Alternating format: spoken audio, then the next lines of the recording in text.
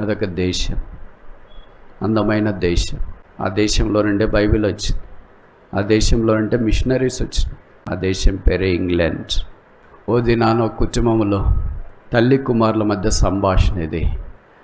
కుమారుడు మంచి వయసులో ఉన్నాడు, ప్రభు కొరకు రక్షణ తీర్మానం చేసుకున్నాడు, లోకంలో గొప్ప సంపాదనలో అడుగుపెట్టాడు.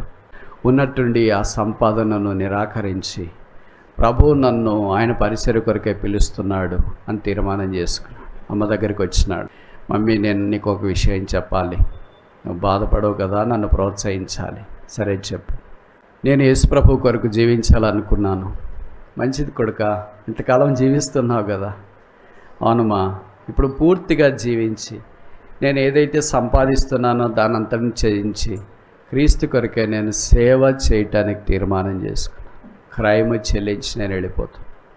అరే, తల్లి కుమారుడంటే మిక్కటమైన అభిమానం ఉంటుంది.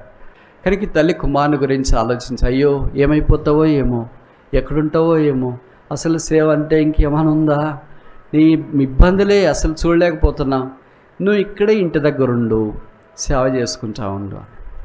లేదా, మా దేవుడు నన్ను పిలిచినాడు, నేను వెళ్ళిపోతున్నా, నేను ఉండలేదు.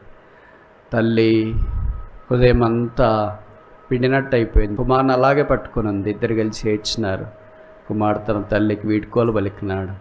వెళ్ళి ప్రభు ద్రాక్ష తోటలో పూర్తిగా పనిచేయడం ఆరంభించినాడు. దేవుడు కనికరించినాడు. ఆయన పరిచయం విస్తరింపజేసినాడు. ఒక మిషనరీగా దేవుడు ఆయన్ని ఆశీర్వదించినాడు. ఆయన ద్వారా కుటుంబం ఆశీర్వాదంలోనికి వచ్చింది, చేస్తున్న సంఘం ఆశీర్వాదంలోనికి వచ్చింది. అనేకుల ఆశీర్వాదంలోనికి తీసుకురాబడ్డారు. ఆ యవనస్తుడు చెల్లించిన క్రైము, తన సంపాదన, తన అటాచ్మెంట్స్, దేశము, తన వసతులు, తనకు సంబంధించినవన్నీ దారపోసినాడు. ఆయన పేరే Charles Thomas stud, city stud అంట. ఆయన నా వృత్తి క్రికెటర్. మీరు ఊహించండి, ఒక క్రికెటర్ అంటే అలా ఉంటాడు.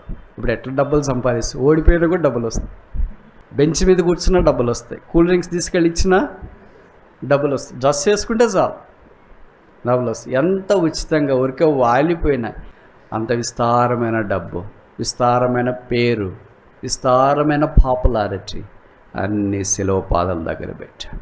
వారి జీవితాల పణంగా పెట్టినా, వారి క్రికెట్ పణంగా పెట్టినా, డబ్బులు పణంగా పెట్టినా, వారి ఆశయాలు పణంగా పెట్టినా, వారి పేరు ప్రఖ్యాతులు పణంగా పెట్టినా, వారికి సంబంధించిన క్రైమ్ అంతా అక్కడ పణంగా పెట్టినా శిలువ ప్రేమకు సరైనది కాదు.